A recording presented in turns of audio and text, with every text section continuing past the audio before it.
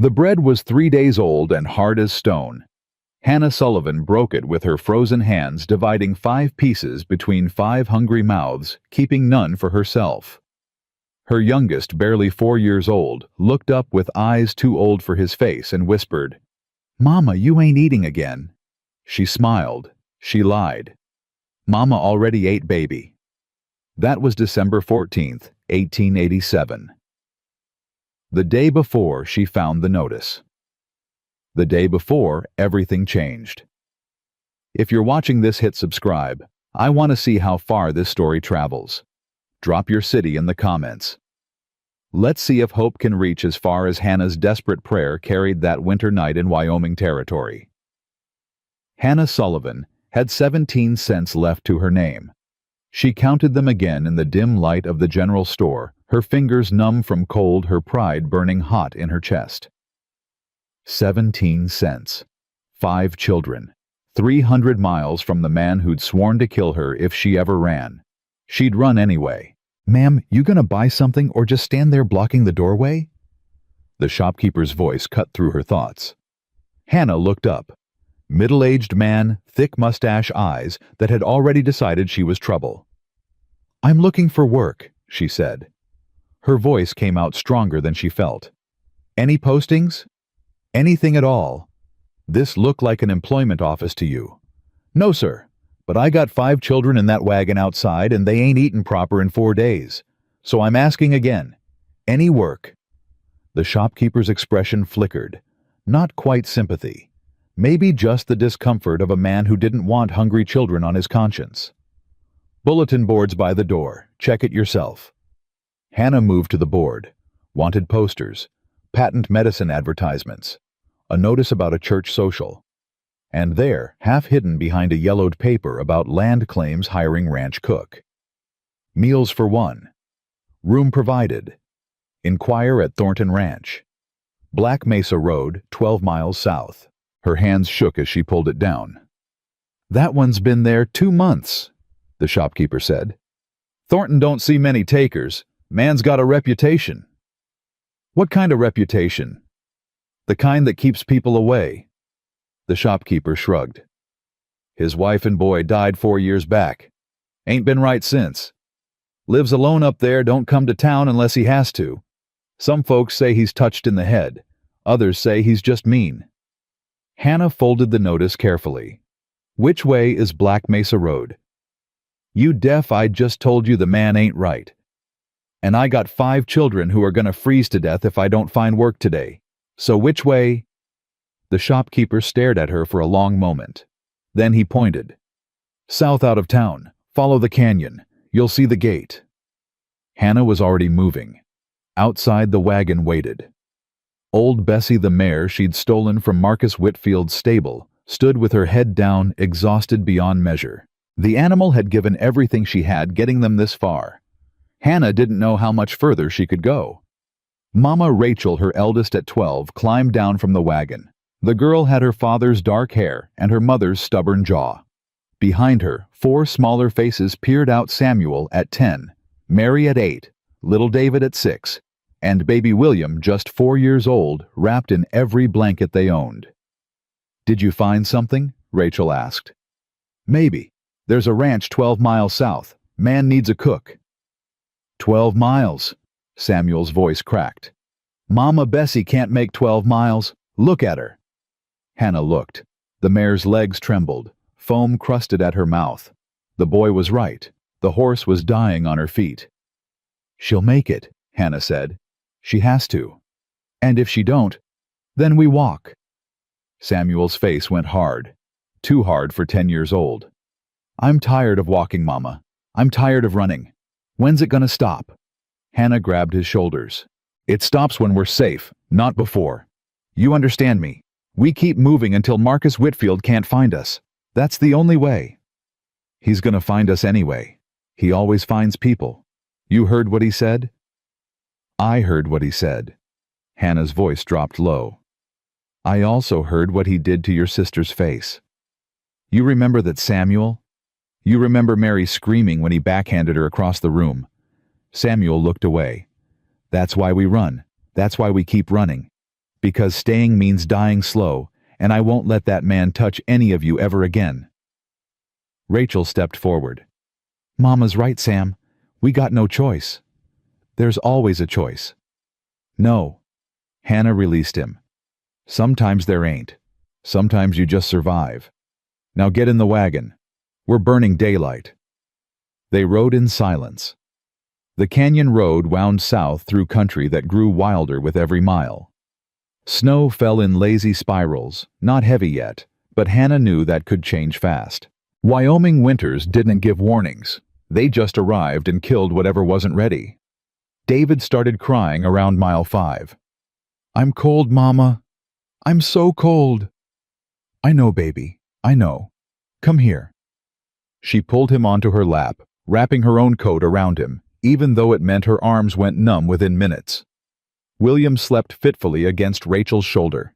Mary sat silent and watchful, one hand always touching the scar on her cheek, the one Marcus had given her the night Hannah finally decided to run. Samuel sat rigid, staring at nothing.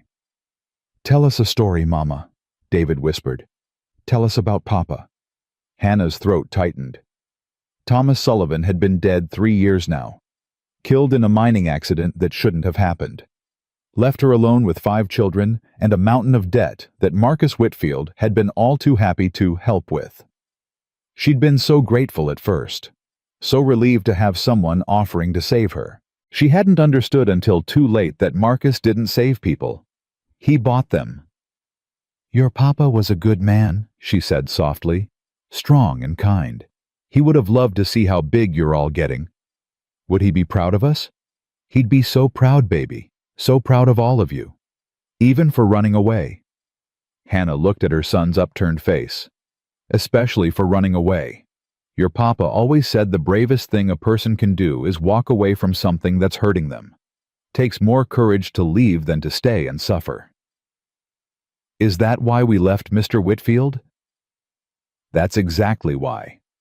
The snow fell harder. By mile 8, Bessie stumbled. By mile 10, she was barely moving. By mile 11, she stopped completely and wouldn't go forward no matter how much Hannah urged. "Mama." Rachel's voice was steady. "She's done."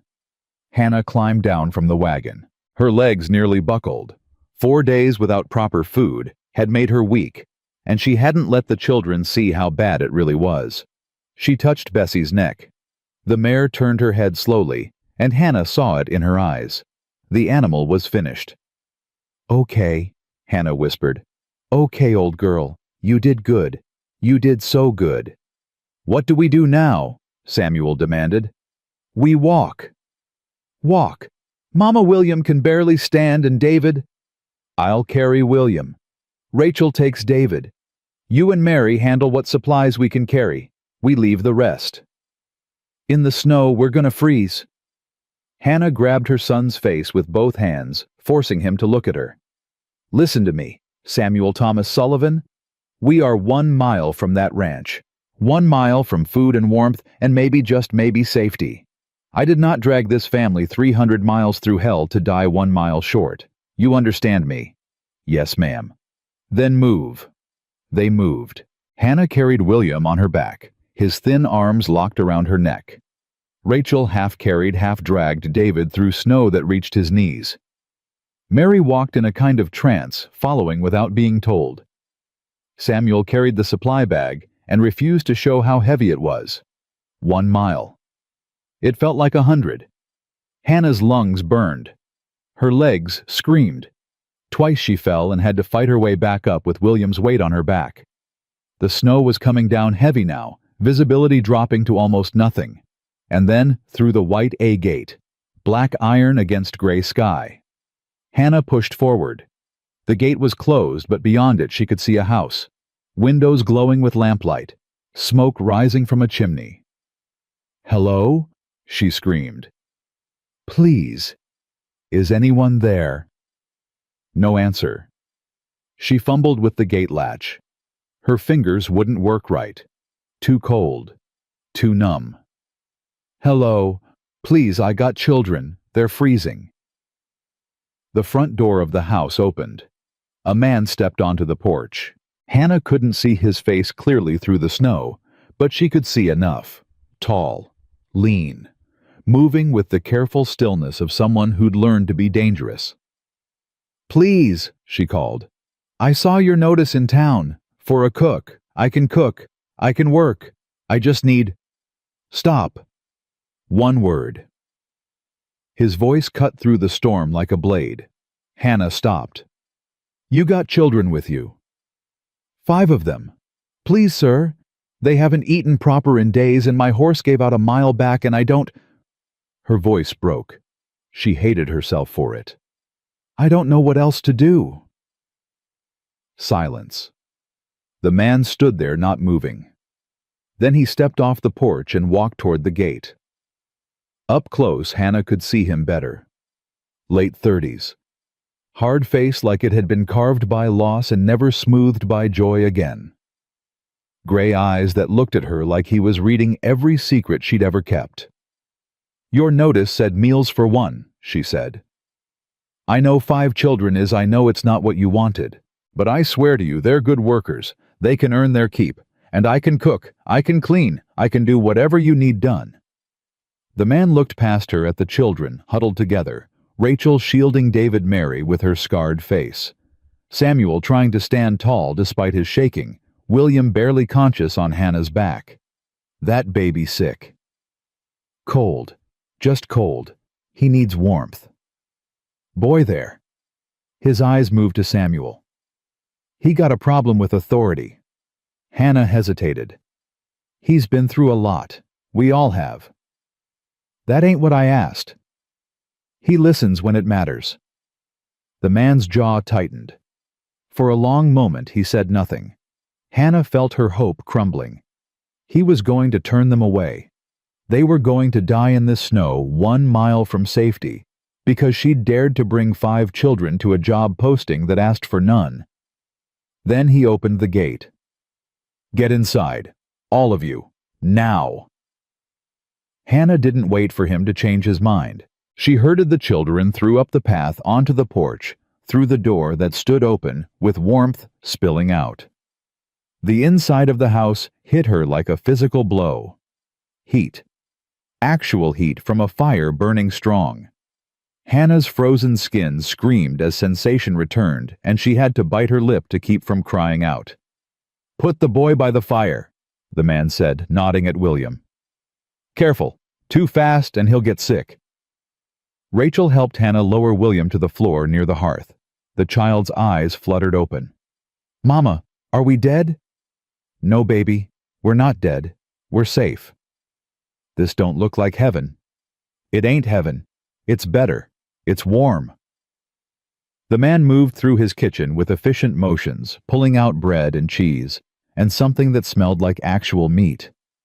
Hannah's stomach cramped so hard, she nearly doubled over. "When's the last time you ate?" the man asked without looking at her. "I'm fine." "That ain't what I asked." Hannah swallowed. "The children ate yesterday. Bread. Not much." "And you?" "I said I'm fine." The man stopped what he was doing. He turned and looked at her directly, and Hannah saw something in his eyes that made her want to weep. Not pity. Worse. Recognition. "You gave them your share," he said. "Every meal. You've been starving yourself to keep them fed."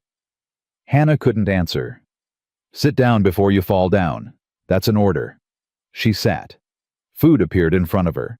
Plain fare, bread, cheese, dried beef, hot coffee.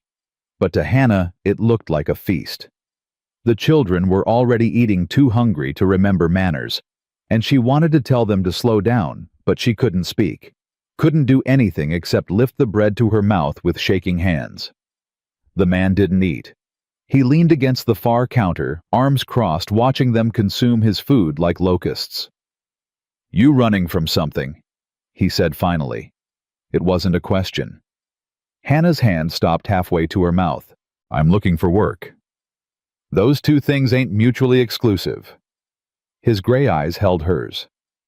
"I asked if you're running from something." The children had gone still. Even William, half-conscious by the fire, seemed to feel the tension. "Yes," Hannah said quietly. I'm running. From the law? No. From a man? Hannah didn't answer. Her silence was answer enough. He hurt you. He hurt my children. Something shifted in the man's face. Not much. He wasn't the type to show emotion easy, but Hannah saw it. A flash of something dark and cold. That scar on your girl's face. He do that? Yes. The boy. The 10-year-old. He flinch every time I move. That 'cause of this man? Yes. And you? The man's voice dropped. You got bruises under that dress. Healing ones. I can tell by the way you move. He do that too. Hannah's throat closed. Ain't asking to be cruel, the man said. Asking because I need to know what kind of trouble I'm inviting into my house. His name is Marcus Whitfield. He owns half of Kansas City Bank's hotel's judges. I was in debt after my husband died. Marcus offered to help. I didn't understand what that meant until it was too late. And now he wants you back. He wants me dead. I know things about his business. Things he can't let me tell anyone. Hannah's hands clenched in her lap. I took money when I left, enough to run. He's calling it theft. Got men looking for me across 3 territories. How far behind? I don't know. Days, maybe hours. I've been careful, but... She looked at her children. Hard to move fast with 5 little ones. The man was quiet for a long moment. Hannah braced herself for what was coming.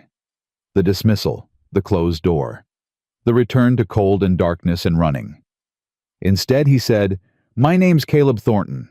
This is my ranch. I need a cook and you need work. We'll discuss terms tomorrow. Tonight you sleep.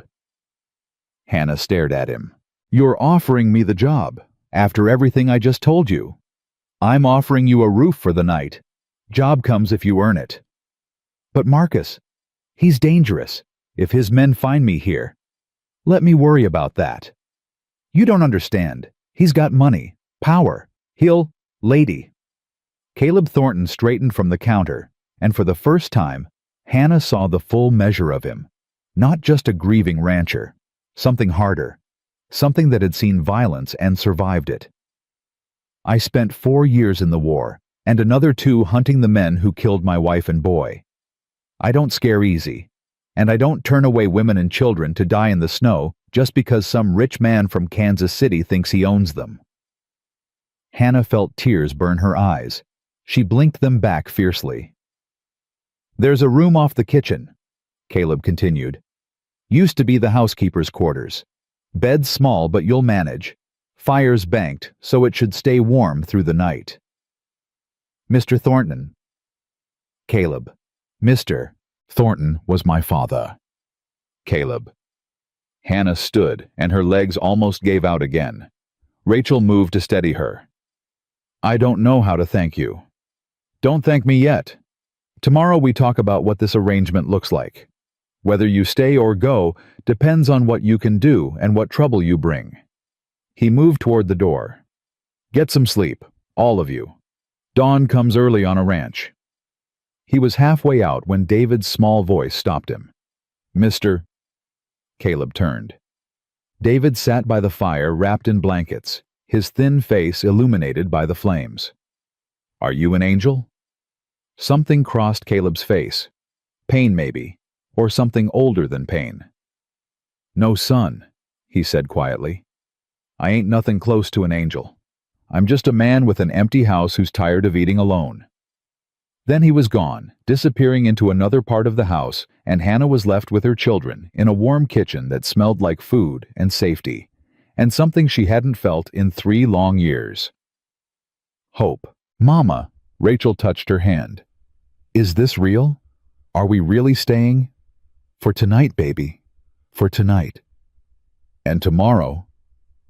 Hannah looked at the door where Caleb Thornton had disappeared. A hard man. A dangerous man, maybe. But also a man who'd opened his gate in a blizzard and fed 5 starving children without asking for anything in return. Tomorrow we find out if there's still room in this world for second chances. Rachel helped her into the small room off the kitchen. A bed, a washstand, a trunk. Not much. But compared to the wagon, compared to the frozen road, compared to running, it was everything. The children piled onto the bed together, too exhausted to fight for space. William was already asleep, his breathing even, for the first time in days. David curled against his sister. Mary lay silent and watchful as always. Samuel positioned himself between the door and his siblings, even in sleep ready to defend. Hannah stood in the doorway for a long moment, looking at them. "I got you here," she thought. "I don't know what happens next, but I got you here. That has to count for something." She lay down on the edge of the bed, her body finally letting go of the tension she'd been carrying for 300 miles. Her eyes closed. And for the first time since Thomas died, for the first time since Marcus Whitfield had shown her what hell really looked like, Hannah Sullivan slept without nightmares. Hannah woke to the smell of coffee and the sound of her children's voices. For a moment, she didn't know where she was. The bed was too soft. The room was too warm. And her children were laughing. She couldn't remember the last time she'd heard them laugh. "Mama's awake." David's face appeared in the doorway, his cheeks flushed with something that looked dangerously close to happiness. "Mama, come see Mr. Thornton's got horses. Real horses and chickens, and there's a cow that makes milk." Hannah sat up slowly. Her body ached in places she'd forgotten existed, but the bone-deep exhaustion of yesterday had lifted. She'd slept. Actually slept. "Where are your brothers and sisters?" "Kitchen. Mr. Thornton made breakfast. He said not to wake you, but I couldn't wait anymore." Hannah stood smoothing her dress, the same dress she'd worn for 3 weeks straight, stained and torn, and barely holding together. She caught sight of herself in the small mirror above the washstand and looked away quickly. The woman in that reflection wasn't someone she wanted to see. "Mama." David tugged her hand. "You coming?" "I'm coming, baby." The kitchen was chaos. William sat on the floor near the stove playing with wooden spoons like they were treasure. Mary stood at the counter carefully slicing bread with a concentration that made Hannah's heart twist. Samuel and Rachel were nowhere to be seen, and at the table Caleb Thornton sat with a cup of coffee watching her children move through his space like they belonged there. "Morning," he said. "Morning." Hannah looked around. "Where are my older two?" "Barn. Boy wanted to see the horses. Your girl went to make sure he didn't do anything stupid. Samuel knows better than to. He's 10. 10-year-old boys don't know better about anything." Caleb stood. "Coffee's hot. Food's on the table. Eat." Hannah bristled at the command.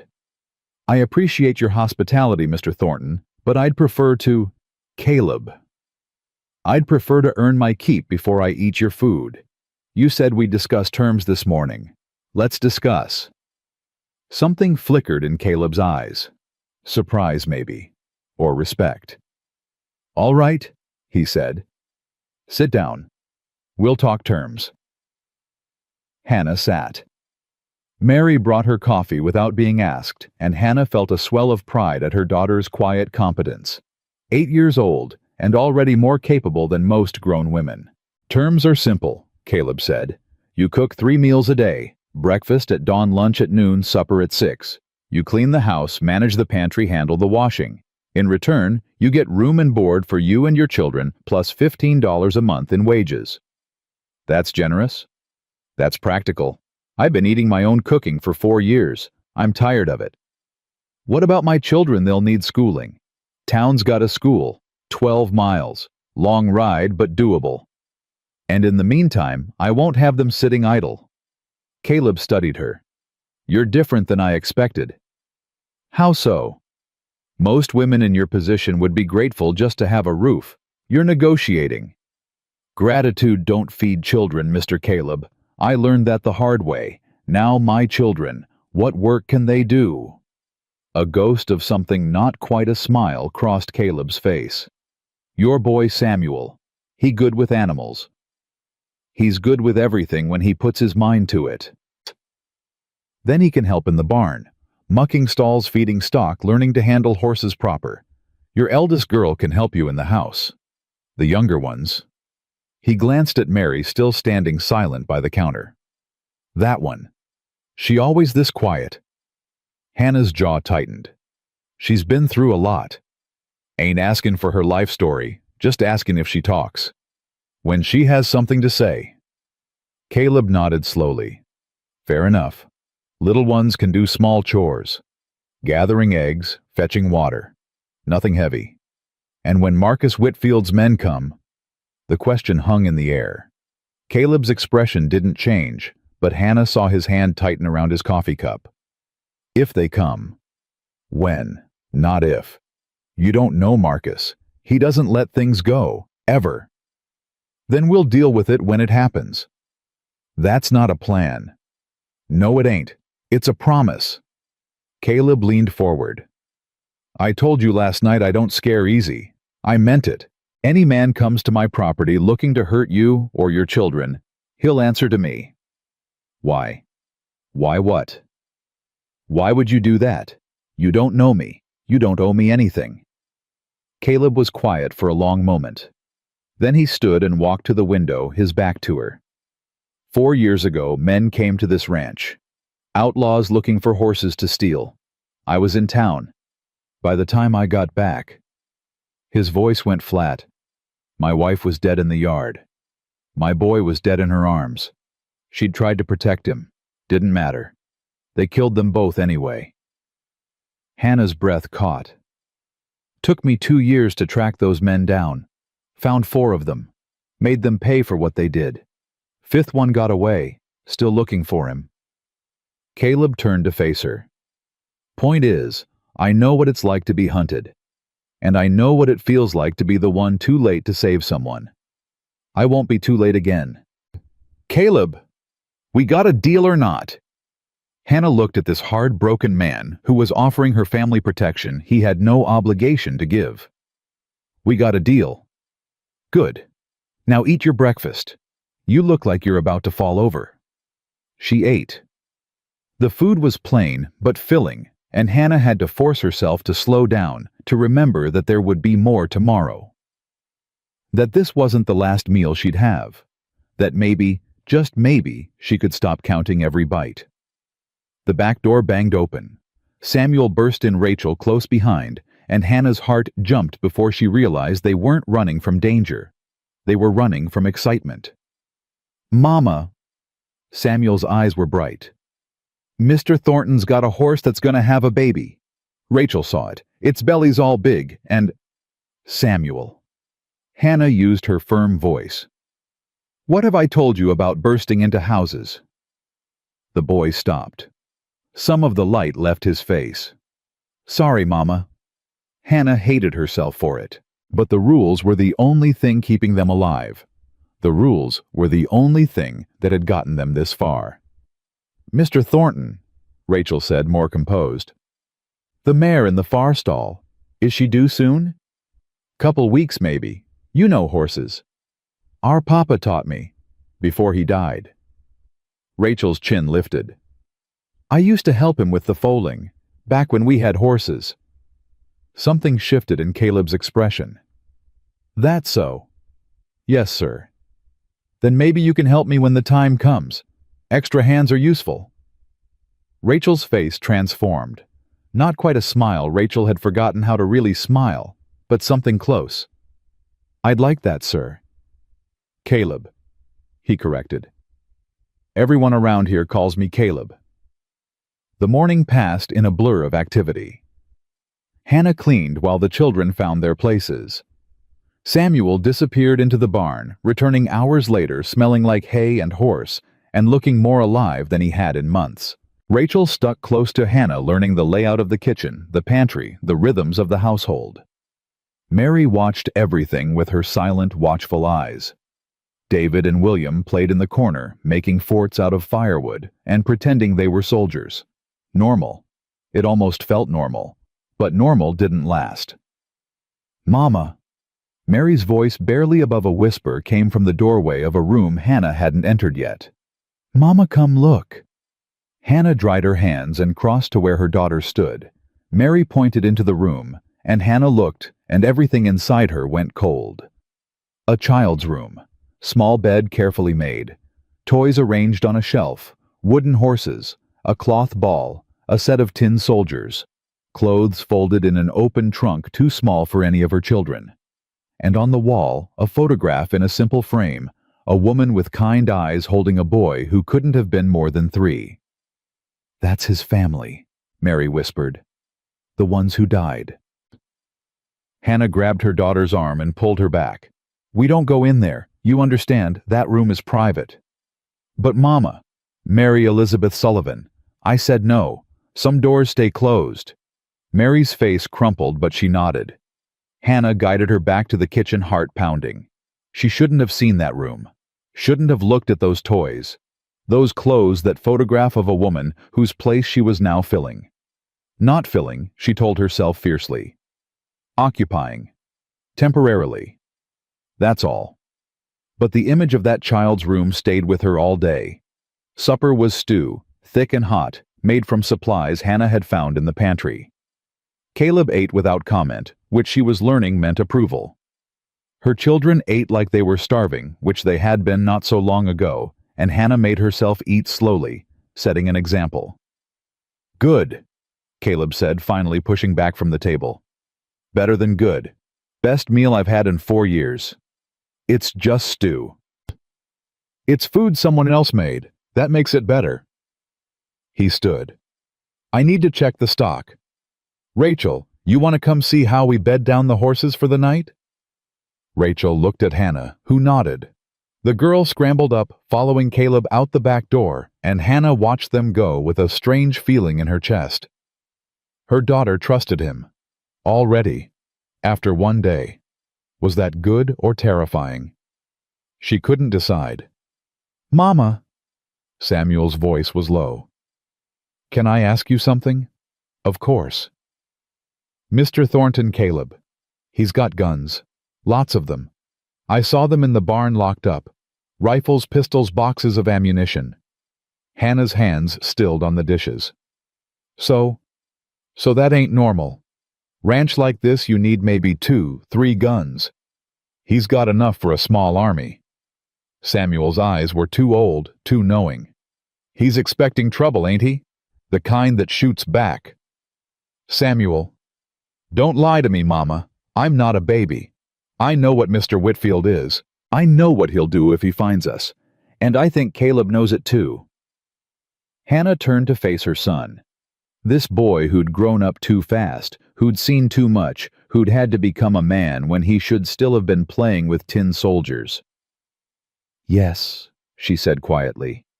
"He's expecting trouble." "Good. Good means he's smart." Samuel's jaw set. "And it means when they come, 'cause they will come. Mama, we both know it, we won't be helpless. Not this time.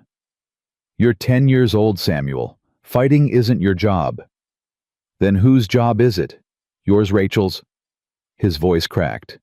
"We already tried running. Didn't work. Maybe it's time to try something else." Hannah wanted to argue. Wanted to tell him he was wrong, that running was still the answer, that safety lay in distance, and hiding, and never stopping long enough for Marcus Whitfield to catch up. But looking at her son's face, she couldn't make the words come. Because maybe he was right. Maybe running only delayed the inevitable. Maybe the only way out was through. "We'll see," she said finally. "For now we stay. We work. We don't borrow trouble. And when trouble comes anyway, then we face it, together." Samuel nodded, something settling in his expression. He went back to his dinner, and Hannah turned back to the dishes, and neither of them mentioned the guns again. But she thought about them. All night she thought about them. 3 days passed, then 5, then a week. Hannah learned the rhythms of the ranch feeding times and cleaning schedules, and the particular way Caleb liked his coffee strong enough to strip paint. Her children found their places. Samuel spent every spare moment in the barn, and Caleb started teaching him to ride properly. Rachel helped with the pregnant mare, checking on her morning and night. Mary began to speak more, not much, but enough. David and William ran wild through the property, growing brown from sun despite the cold, growing strong from regular meals. And Caleb Thornton began to thaw. Not obviously, not dramatically, just small things. A nod of acknowledgement when Hannah served breakfast. A word of praise when Samuel did something right. A rare, almost smile when William said something funny. He was still hard, still guarded. But the ice was cracking, and underneath Hannah glimpsed something that might have been human. "He's different when you're not looking," Rachel said one evening, helping Hannah with the supper dishes. "In the barn he talks more, tells me about his wife, how she used to sing to the horses. He does. Sometimes, not a lot, but enough." Rachel scrubbed a pot. "I think he's lonely, Mama. I think he's been lonely for a long time." Being lonely doesn't make someone safe.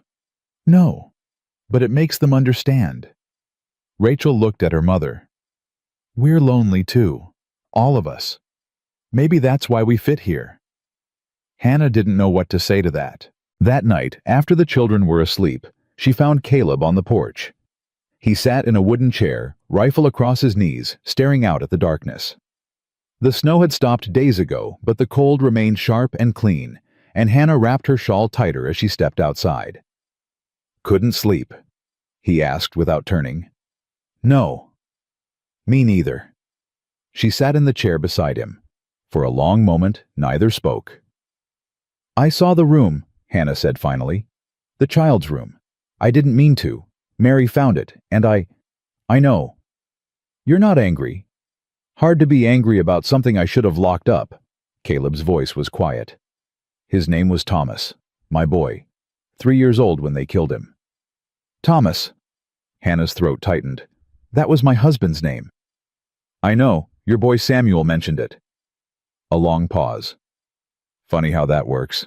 Different Thomas, same grief. It doesn't get easier, does it? Everyone says time heals, but everyone's lying."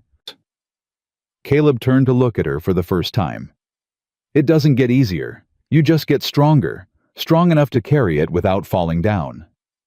Hannah felt tears burn her eyes. "What if I'm not strong enough?" "You are. You don't know that. I know you walked 300 miles through winter with 5 children because you'd rather die trying than go back to a man who hurt them. I know you gave up your food so they could eat. I know you stood at my gate half frozen and still had enough fight in you to negotiate for work." Caleb's gray eyes held hers. "That's strong, Hannah. That's the strongest thing I've seen in a long time." Her name. He'd called her by her name. "Caleb." A sound cut through the night. Hoofbeats. Fast. Coming from the direction of town. Caleb was on his feet in an instant, rifle raised. "Get inside, get the children." "What?" "Now." Hannah ran. She woke the children, quiet and urgent, herding them to the back room. Samuel appeared in the doorway, already half-dressed, a look on his face that said he knew exactly what was happening. "Stay with your sisters and brothers," Hannah told him. "Don't come out." "Mama." "I mean it, Samuel, no matter what you hear." She grabbed the rifle Caleb had given her, part of her training over the past week, and moved back to the front of the house. Caleb stood on the porch. 3 riders had stopped at the gate, their horses lathered from hard riding. One of them wore a badge. The sheriff. "Thornton," the lead man called. "Need to talk." "Talk." "Got a telegram from Kansas City. Looking for a woman and 5 children. Woman's name is Hannah Sullivan. Wanted for theft and arson." The sheriff's voice carried clearly in the night air. "Word is she might be in the area. You seen anyone matching that description?" Hannah's blood turned to ice. Caleb didn't move. "Can't say I have." "That's so, 'cause I stopped at Miller's store this afternoon. He said a woman with 5 children came through about 10 days ago, asked about work, said you had a posting up." Silence. "Thornton, I don't want trouble, but if you're harboring a fugitive, you got a warrant. I got a telegram from a man named Marcus Whitfield claiming this woman stole money and burned down his property." "Telegram ain't a warrant." "No. But it's enough for me to look around. Make sure everything's square." The sheriff's voice hardened. "Now you gonna let me in? Or do we have a problem?" Hannah gripped her rifle. Her hands were shaking. Caleb stood like stone on his porch, 3 lawmen at his gate, and everything Hannah had built in the past 10 days began to crumble around her. Then Caleb said, "Come back with a warrant, Sheriff. Until then, you're trespassing on private property." "Thornton, you heard me. Get off my land." A long, terrible moment. The sheriff stared at Caleb. Caleb stared back. Finally, the sheriff pulled his horse around. "This ain't over, Thornton. Whitfield's got deep pockets. He'll send more than a telegram next time. Let him send whatever he wants. Answer's gonna be the same." The riders disappeared into the darkness. Caleb stood on the porch for a long time after they were gone. Hannah stepped outside. "Caleb. He'll be back. Probably with more men. Probably with paper that says he can take you." Caleb turned to face her, and in the moonlight his expression was carved from ice. "We got maybe a week. Maybe less. I should go. Before he comes back. Before—" "You ain't going nowhere." "Caleb, I can't ask you to." "You didn't ask. I'm telling." He stepped toward her. "I told you I don't turn away women and children. I told you anyone who wants to hurt you goes through me first. I meant it. Every word." "Why?" The word tore out of her. "Why would you risk everything for someone you barely know?" Caleb was quiet for a moment. Then he reached out and touched her face, his calloused fingers gentle against her cheek. "Because 4 years ago, I stood in a yard full of blood and swore I'd never let it happen again. Not to anyone. Not while I had breath in my body." His voice dropped to a whisper. "And because I ain't just doing this for you, Hannah. I'm doing it for me. Because if I let you walk out that gate, I'll be the man who was too late again. And I can't live with that. Not anymore." Hannah couldn't breathe. Couldn't think. Could only stand there in the cold night, feeling the warmth of his hand on her face, seeing the raw truth in his eyes. "We stay," she said finally. "We fight. Together. Together." Caleb's hand dropped. He stepped back, and the moment passed, but something had changed between them. Something that couldn't be unchanged. "Get some sleep," he said. "Tomorrow I start teaching you to shoot better. And your boy Samuel, too. He's old enough. He's 10. Old enough to hold a rifle. Old enough to protect his family." Caleb's jaw set. "When Whitfield's men come, and they will come, I want everyone in this house able to fight, even if I'm the one doing the dying." "Don't talk like that." "I'm talking truth. You want pretty lies, you came to the wrong man." Hannah almost laughed. Almost. "I'm starting to figure that out." She went inside, checked on her children, found them awake, huddled together in the dark, fear in their eyes. "Is he coming?" Samuel asked. "Mr. Whitfield, is he sending men?" "Yes." "When?" "Soon." Samuel nodded. Just once. Then he said, "Good, I'm tired of running." Hannah looked at her son. This boy who should be playing, should be laughing, should be innocent, and saw a warrior instead. "Me too, baby," she whispered. "Me too." She lay down with her children, and this time she didn't sleep. Just stared at the ceiling and listened to the wind and waited for dawn. It was coming. The fight she'd been running from for 300 miles. But this time she wasn't running. This time she had somewhere to stand. Dawn came cold and merciless.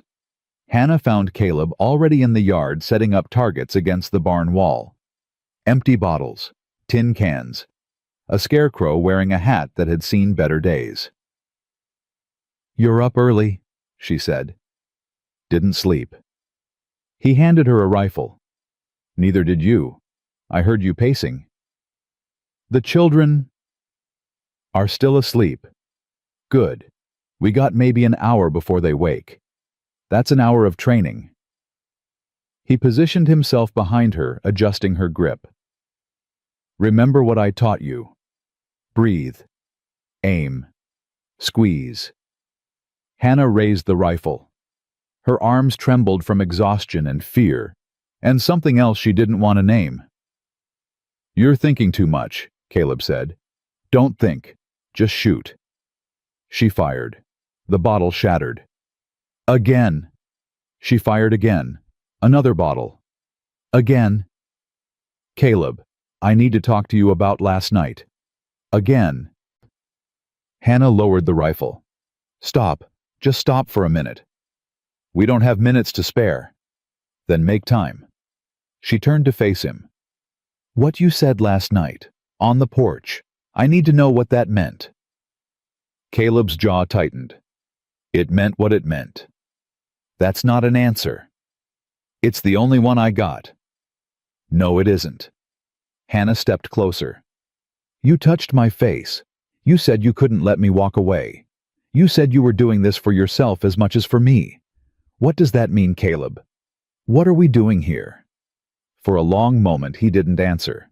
Then he said, I don't know. That's not good enough. It's the truth.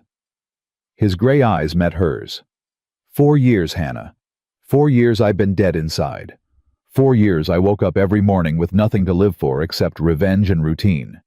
Then you showed up with your children and your fear and your fight, and something inside me started working again. Caleb, I don't know what that means. Don't know if it's love or loneliness or just two broken people finding comfort in the same foxhole. But I know I ain't letting you go. Not to Whitfield. Not to anyone. His voice dropped. That's what I meant. Make of it what you will. Hannah's heart pounded. She should step back, should put distance between them, should remember that attachment was dangerous, that caring for someone gave the world another weapon to use against you. But she didn't step back. I'm scared, she whispered. Me too. What if we don't survive this? Then we'll have fought. That's more than dying slow. Caleb reached out, tucking a strand of hair behind her ear. You're worth fighting for, Hannah Sullivan. You and those 5 children. Whatever happens, I want you to know that. Mama. Hannah spun. Samuel stood in the doorway, his face unreadable. How long have you been there? She asked. Long enough. His eyes moved to Caleb. You meant what you said about teaching me to shoot? Caleb nodded. I meant it. Then teach me. I want to be ready when they come. Samuel? Hannah started. Mama, don't. Her son's voice was steady. I ain't a child anymore. You know it. I know it. Let me help. Hannah looked at her boy, this 10-year-old, who'd seen too much, grown up too fast, carried too much weight on his thin shoulders. She wanted to protect him, wanted to wrap him in cotton and keep him safe from the ugliness of the world. But the world had already touched him. Marcus Whitfield had made sure of that. All right, she said quietly. Caleb teaches you, but you follow his rules. Every single one. Samuel's face transformed. Not quite a smile, but close. Yes, ma'am. Get the other rifle, Caleb said. The one in the kitchen. We got work to do. The days blurred together. Caleb trained them relentlessly. Hannah learned to reload faster, to aim better, to shoot without flinching. Samuel proved a natural, his young eyes sharp and his hands steady. Even Rachel asked to learn, and Caleb taught her too, his patience surprising Hannah. She's good, he told Hannah one evening. Better than good, she's got the instinct. She's 12. Old enough to defend her family. Caleb's voice softened. I know you don't like it, but when the time comes, you'll be glad she knows how to fight. Will I? You will. Trust me. Hannah wanted to argue, but she'd stopped having arguments she could win. On the 5th day after the sheriff's visit, a rider appeared on the ridge. Caleb saw him first. Get the children inside. Who is it? Don't know, don't care, inside, now. Hannah gathered her children, herding them to the back room. Samuel tried to stay, and she had to physically push him through the door. I can help. You can help by protecting your sisters and brothers. That's your job right now. You understand." Samuel's jaw clenched, but he nodded. Hannah grabbed her rifle and returned to the porch. Caleb stood at the railing, his own weapon raised, watching the rider approach. The man was alone. That was the first surprise. The second was his age older than Hannah expected, with gray hair and a face weathered by decades of hard living. "That's far enough," Caleb called when the man reached the gate. "State your business." "Looking for Caleb Thornton." The man's voice was rough but steady. "You him?" "Depends on who's asking." "Name's Josiah Webb, Deputy Marshal, Wyoming Territory." He reached slowly for his coat. "I'm going to show you my credentials. Don't shoot me." Caleb's rifle didn't waver. "Slow." The man produced a badge, holding it up so they could see. "I ain't with Whitfield. Ain't with the sheriff either. I'm here on different business." "What business?" "The kind that involves bringing Marcus Whitfield to justice." Webb tucked the badge away. "Can I come in? Got a long story to tell." Caleb looked at Hannah. She nodded slightly. "Come in," Caleb said, "but keep your hands where I can see them." They gathered in the kitchen, Hannah, Caleb, and the deputy marshal, who'd ridden 12 miles to find them. Webb sat at the table, his hands wrapped around a cup of coffee, and began to talk. "I've been investigating Marcus Whitfield for 3 years. Money laundering, land fraud, bribery. The man's got judges and sheriffs on his payroll across 4 territories. Every time I get close, witnesses disappear or charges get dropped." "What's that got to do with us?" Caleb asked. "Her." Webb nodded at Hannah. "Mrs. Sullivan here worked in Whitfield's household for 18 months. She knows things, saw things, things that could put Whitfield in prison for the rest of his life." Hannah's blood went cold. "I don't know what you're talking about." "Yes, you do." Webb's eyes were sharp, but not unkind. "The ledgers in his study, the meetings with territorial officials, the men who came in the middle of the night and left before dawn. You saw all of it, Mrs. Sullivan. You just didn't know what you were seeing." "She's not testifying against anyone," Caleb said flatly. "You want to use her as bait, find another way."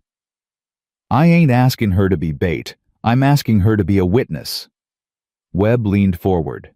"You help me bring down Whitfield, I can make the charges against you disappear. Theft, arson, whatever else he's claimed. I can clear your name. And if I refuse?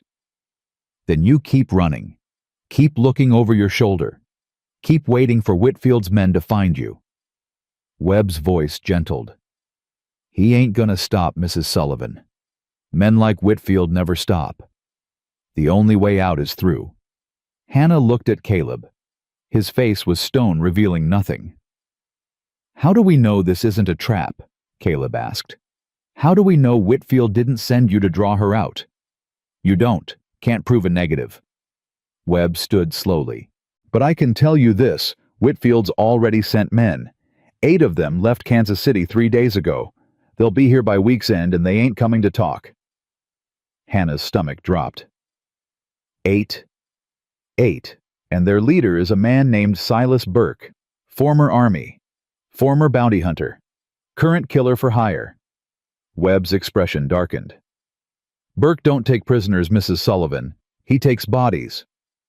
"Then what do you suggest?" Caleb's voice was tight.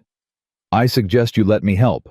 I got resources, men, access to the law, the real law, not the kind Whitfield bought." Webb moved toward the door. "You got 3 days to decide. After that, Burke arrives and your options get a lot narrower." He left without waiting for an answer. Hannah sat at the table, her hands shaking. 8 men, a professional killer, 3 days. "We should run," she whispered. "Take the children, and run wheresome." Caleb sat beside her. "You said it yourself. He won't stop. Wherever you go, he'll follow. And next time you might not have walls and weapons between you and his men." "Then what do? We fight, like we planned." "Against 8 men, Caleb, we can't." "We can. We will." His hand covered hers. I told you I'd die before I let anyone hurt you. I meant it. I don't want you to die. The words came out louder than she intended. The children would hear. She didn't care. I don't want you to die, she repeated quieter now. I've lost too much already. I can't lose you too. Caleb's expression shifted. Something cracked in the stone of his face. Hannah, don't. She pulled her hand away. Don't tell me you're doing this for me. Don't tell me it's about protection or obligation or whatever else you've convinced yourself. Just tell me the truth. The truth. Yes, the truth. What am I to you, Caleb? Really? He was silent for a long moment. Then he reached out, took her face in both hands and kissed her. Not gentle, not careful. A kiss that held 4 years of loneliness and grief, and the desperate hope that maybe somehow he could feel something again. Hannah kissed him back. Her hands found his chest, his shoulders, his face. The fear melted away, replaced by something fiercer, something that made her feel alive for the first time since Thomas died. When they finally pulled apart, Caleb rested his forehead against hers. That's what you are to me, he said hoarsely. That's the truth. Whatever else happens, I needed you to know. Caleb. Mama. They sprang apart. Rachel stood in the doorway, her face pale. Rachel, There's someone coming. From the north. Samuel saw them from the barn. Caleb was moving before she finished speaking. Hannah grabbed her rifle and followed. It wasn't Burke, not yet. Just the sheriff riding hard with 2 deputies carrying papers that fluttered in the wind. Thornton? The sheriff pulled up at the gate. I got a warrant. Signed by a territorial judge. Surrender Hannah Sullivan, or face obstruction charges. That warrant's not worth the paper it's on, Caleb called back. Whitfield bought your judge. That ain't my concern. Law's the law. The sheriff drew his weapon. I'm done asking nice. Open the gate. And if I don't, then I'll open it myself and arrest you both. Hannah stepped onto the porch, rifle raised. You want me, Sheriff? Come and get me. The sheriff's eyes widened. Ma'am, put that down. You're only making this worse. Worse than what? Worse than being dragged back to a man who beat my children. Worse than watching my family die because I trusted the wrong people. Hannah's voice shook with fury. You want to arrest me? You go right ahead. But you'll have to shoot me first. Mama, no. Samuel burst from the barn, running toward the porch. Caleb caught him, held him back. Let me go. That's my mama. Stay back, boy, the sheriff said. This ain't your fight. The hell it ain't. Samuel struggled against Caleb's grip. She's my mother. You think I'm going to stand here while you take her away? The sheriff hesitated. His deputies exchanged uncertain looks. And in that moment of hesitation, the sound of hoofbeats rose from the south. Everyone turned. Deputy Marshal Webb rode toward them, flanked by 4 men wearing federal badges. He pulled up beside the sheriff, his expression hard. Sheriff Dawson, fancy meeting you here. Marshal Webb, this is local business. Is it 'cause I got a telegram from the territorial governor saying otherwise? Webb produced a folded paper. Federal intervention. The case of Hannah Sullivan is now under my jurisdiction. Your warrant is null and void. The sheriff's face went red. You can't do that. Already did. Take it up with the governor if you don't like it. Webb nodded toward Hannah. Mrs. Sullivan, you and your children are under federal protection until this matter is resolved. Anyone who tries to harm you answers to me. Hannah's rifle lowered slowly. Marshal, you made a decision, ma'am. This is me helping. Webb turned back to the sheriff. You got 2 choices, Dawson. Ride away now, or spend the night in your own jail while I investigate how deep in Whitfield's pocket you really are. The sheriff's hand twitched toward his gun. Don't even think about it, Caleb said quietly. You'll be dead before you clear leather. A long, terrible moment. The sheriff's jaw worked. Then he yanked his horse around. This ain't over, Webb. Whitfield's got connections higher than a territorial governor. Then I look forward to meeting them." Webb's voice was pleasant. "Now get off this property before I lose my patience." The sheriff and his deputies rode away. Hannah's legs gave out. She sat down hard on the porch steps, her rifle clattering beside her. "Mama!" Samuel broke free of Caleb's grip, running to her side. "Mama, are you okay?" "I'm okay, baby. I'm okay." But she wasn't. Her hands wouldn't stop shaking. Her heart pounded so hard she could feel it in her throat. Webb dismounted and approached. "You all right, Mrs. Sullivan?" "You saved my life." "Not yet. Burke's still coming." Webb's face was grim. "We bought time, that's all. 3 days, maybe less. You need to decide what you're going to do with them." "I already decided." Hannah looked at Caleb, who'd come to stand beside her. "We fight. Both of you. All of us." Samuel's voice cut in. "My mama, Mr. Thornton, Rachel, and me, we fight together." Webb studied the boy for a moment. Then he nodded slowly. "All right. Then let's talk strategy." They gathered in the kitchen again, this time with Webb and his men. Maps spread across the table, lines drawn in pencil showing approach routes and defensive positions. "Burke's good," Webb said. "Army-trained, smart, ruthless. He won't come in guns blazing. He'll scout first. Test defenses. Look for weaknesses."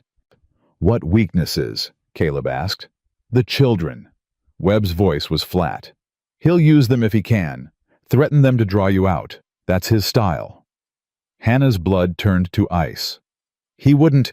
"He would. He has before. That's why we need to get them out. Send them somewhere safe until this is over."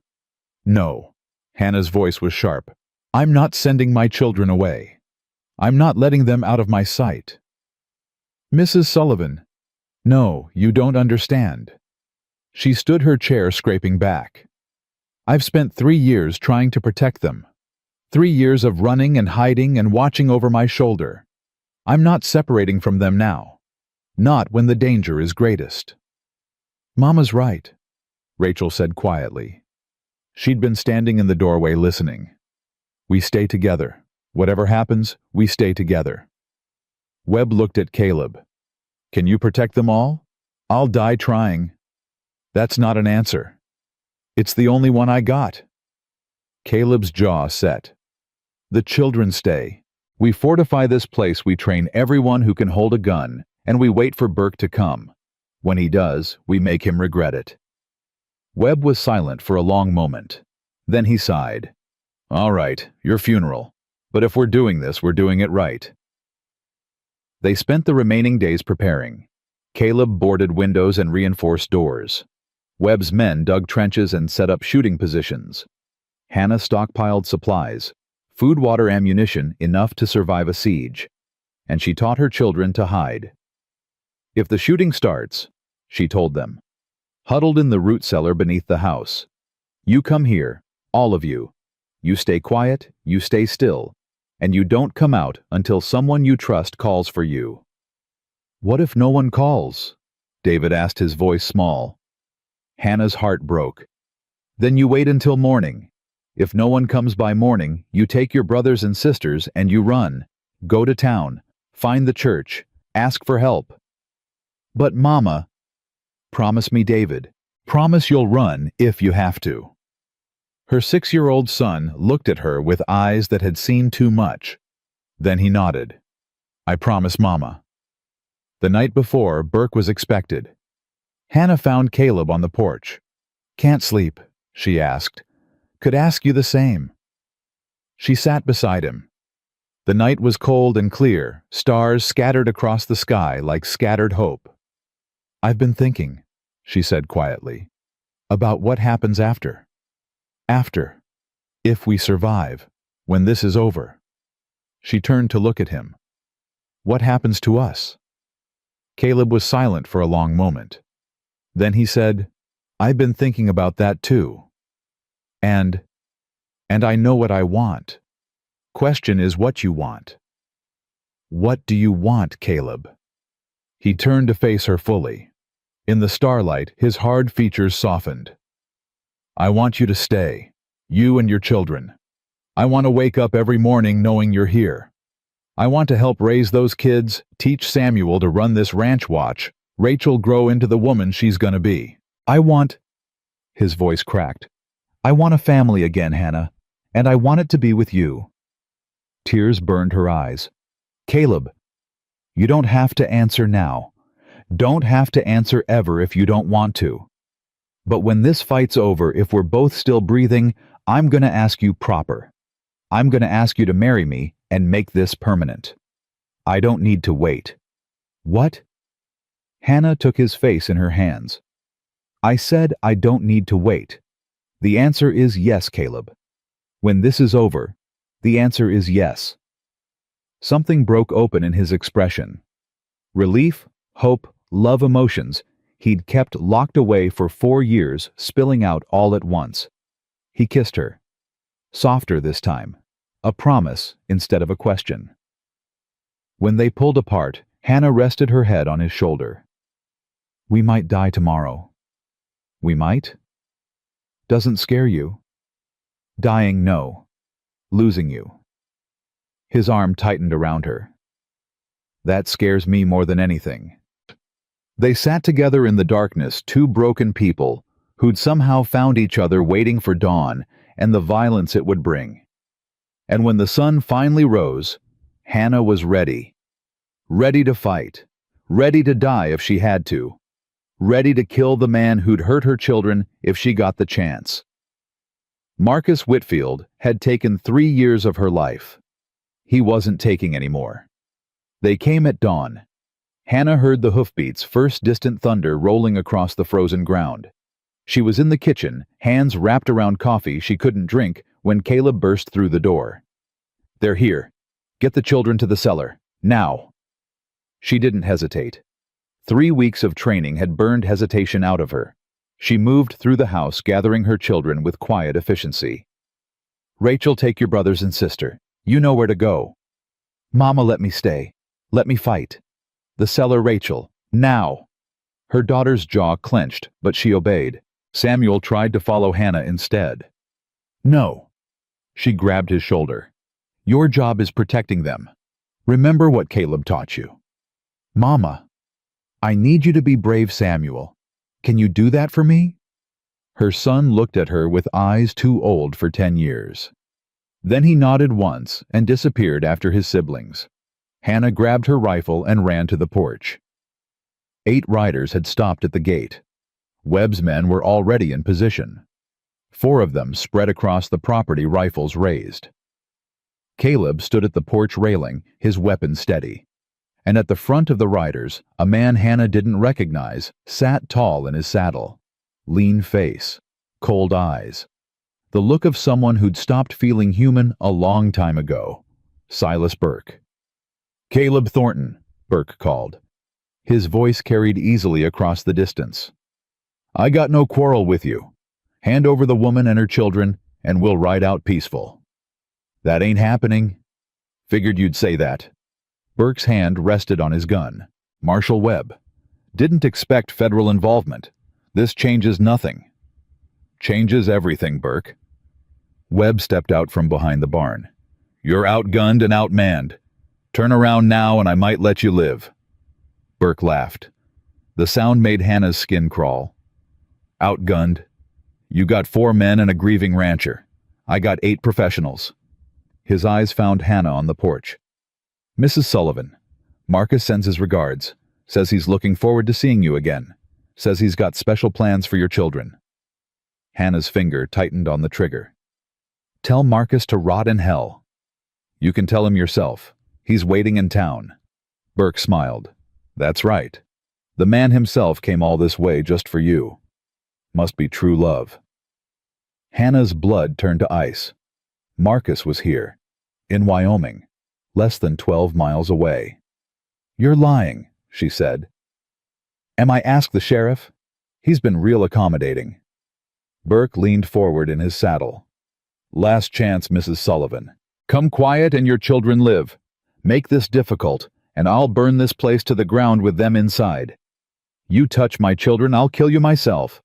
Lady, I've killed more people than you've had hot meals. You ain't scaring nobody."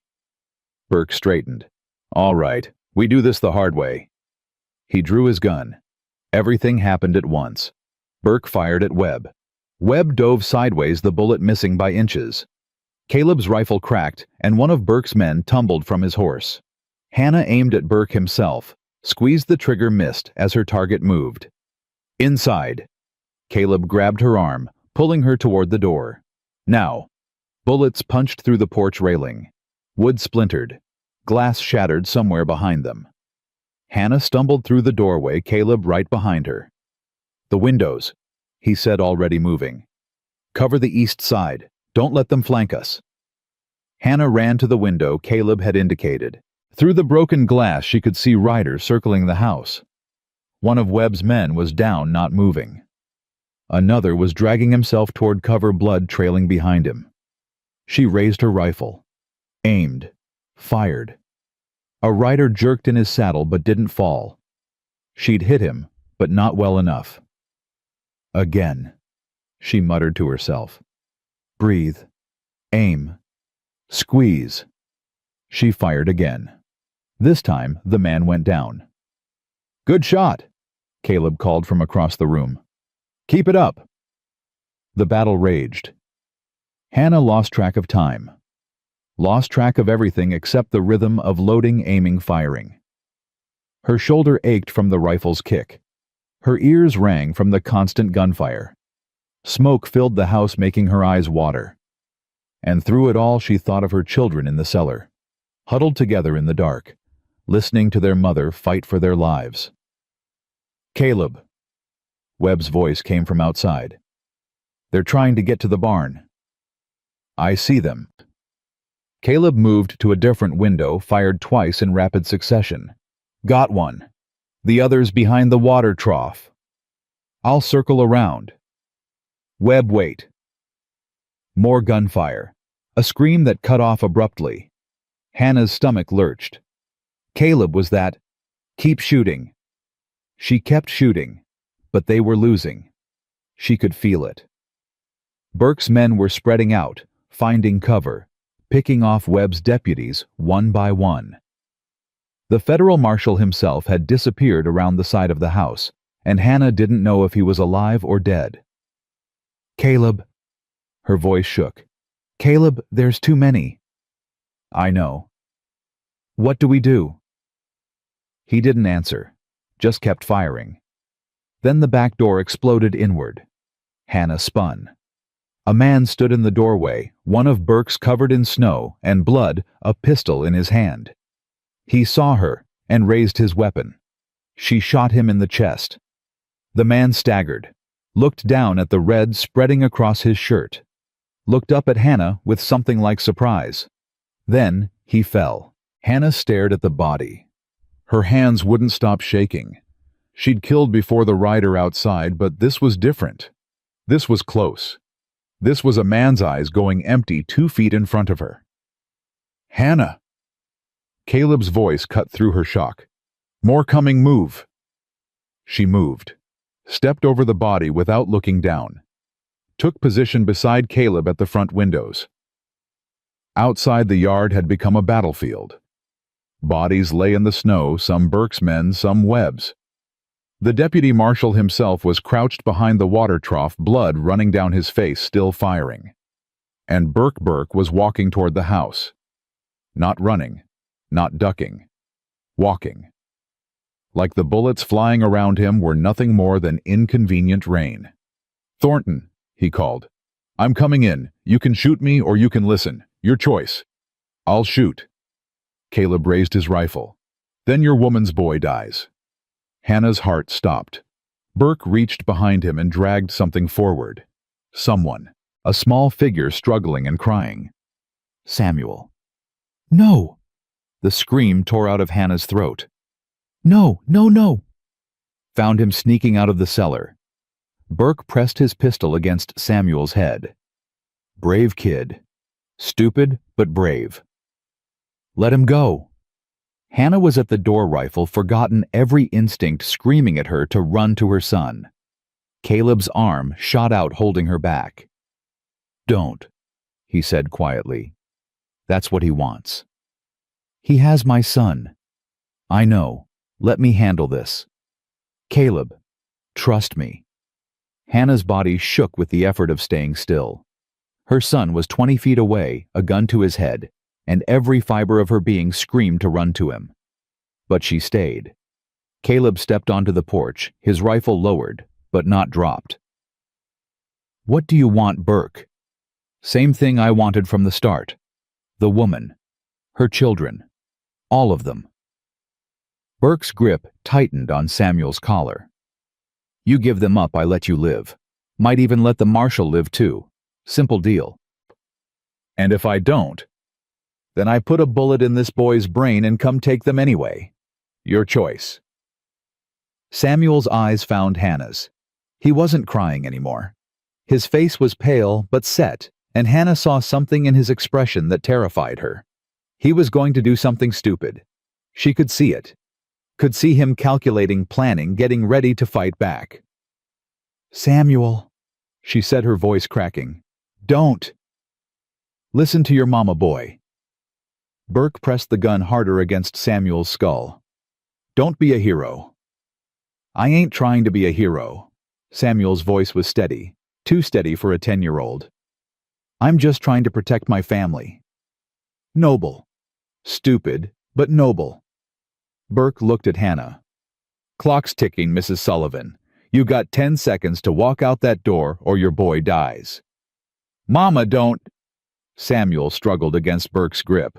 "Don't give yourself up for me. Baby. I mean it. He's gonna kill us anyway. Don't let him win." Burke struck Samuel across the face. The boy cried out, blood spraying from his split lip. Hannah's vision went red. She was off the porch before Caleb could stop her. Running across the snow toward Burke, toward her son, toward death itself, if that's what it took. "Hannah, no." Burke smiled, raised his pistol toward her, and Samuel bit down on the man's hand hard enough to draw blood. Burke screamed. His grip on Samuel loosened. The boy twisted free, dropping to the ground, and Hannah was there, grabbing him, pulling him behind her. Burke raised his gun again. A rifle cracked. The bullet took Burke in the shoulder, spinning him sideways. He dropped his pistol, clutching the wound, and looked up to see Caleb on the porch, smoke rising from his rifle barrel. "That's for threatening a child," Caleb said. Burke's remaining men, 3 of them, now the others dead or dying, started toward the house. Webb appeared from behind the barn, wounded, but upright, and fired twice. 1 man fell. "Fall back," Burke shouted, staggering toward his horse. "Fall back, damn you!" The surviving men retreated. Burke managed to climb into his saddle, his shoulder bleeding freely, and spurred his horse toward the gate. "This ain't over, Thornton," he screamed. "Whitfield's gonna burn this whole territory to get what he wants." Then he was gone. All of them gone, leaving bodies and blood and destruction behind. Hannah collapsed to her knees in the snow. Samuel clutched against her chest. Her son was shaking, crying now that the danger had passed, and she held him tight enough to hurt. "You stupid, brave, stupid boy," she sobbed. "What were you thinking?" "I couldn't stay in the cellar." Samuel's voice broke. "I heard shooting. I thought you were dead. I thought—" "I know, baby. I know." Caleb reached them, dropping to his knees beside them. His hand found Hannah's shoulder, then Samuel's hair, and for a moment they stayed there, the 3 of them breathing and alive. "Is everyone okay?" Rachel's voice came from the house. She stood in the doorway, the other children behind her, all of them pale and terrified. "Everyone's okay," Hannah called. "Stay inside. We're coming." Webb limped toward them, blood still running down his face from a scalp wound. "Burke's retreating. Won't go far. He'll regroup, come back with reinforcements." "How long?" Caleb asked. "Day, maybe 2. Whitfield's in town. He'll want to hear what happened before he makes his next move." Hannah looked up at the marshal. "You said Marcus is in town." "Sheriff's office last I heard." Probably paying off more officials. Something cold and hard settled in Hannah's chest. Then this ends tonight. Hannah, Caleb started. No. She stood Samuel still pressed against her side. I'm done waiting, done running, done letting that man terrorize my family. Her voice shook with rage. If Marcus Whitfield wants me, he can have me. But I'm coming to him on my own terms. That's suicide, Webb said flatly. Maybe. Or maybe it's the only way to end this. Hannah looked at Caleb. You said you'd die for me. Would you kill for me? You know I would. Then let's go kill Marcus Whitfield. The planning took an hour. Webb wanted to wait for reinforcements. Hannah refused. Caleb sided with Hannah. Every hour we wait is an hour Whitfield uses to get stronger, Caleb said. He's already got the sheriff, probably half the town. We hit him now while he's not expecting it.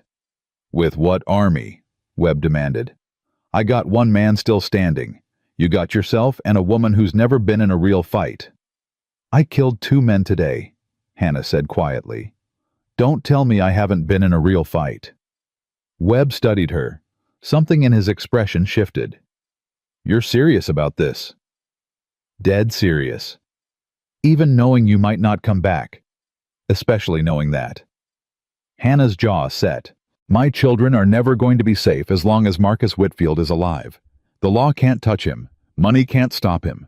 The only thing that'll end this is a bullet. And you're willing to be the one who pulls the trigger. I'm willing to be the one who tries. They left at midnight. Rachel was in charge. 14 years old and carrying a weight no child should carry, but she stood straight when Hannah gave her the instructions. If we're not back by dawn, you take your brothers and sister and you go.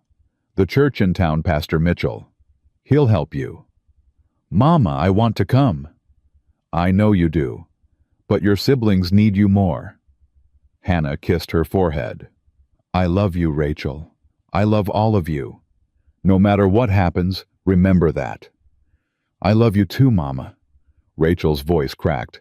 Please come back. I'll try, baby. I'll try. The ride to town took 2 hours.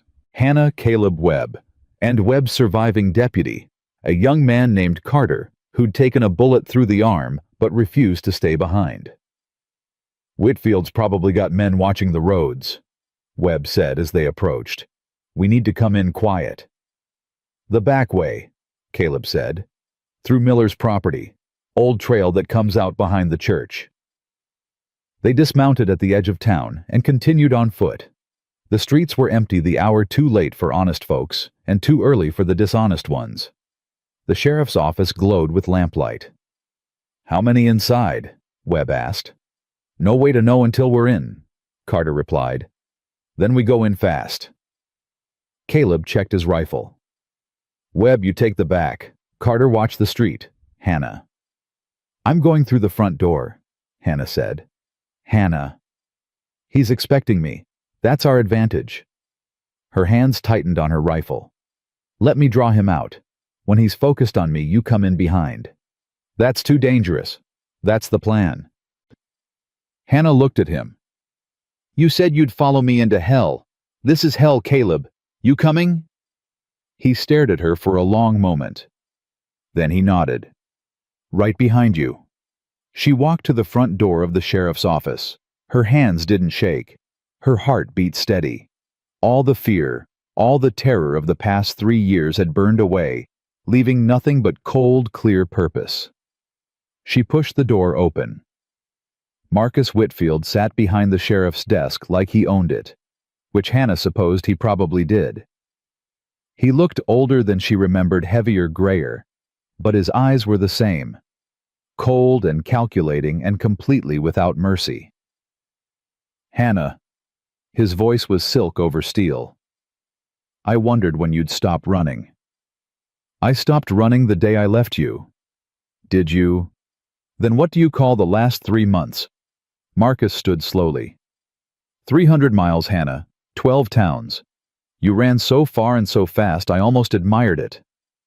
Where's the sheriff? Sleeping. He had a long day. Marcus smiled. Just us now. Like old times. Hannah raised her rifle. Old times, you beat me. You beat my children.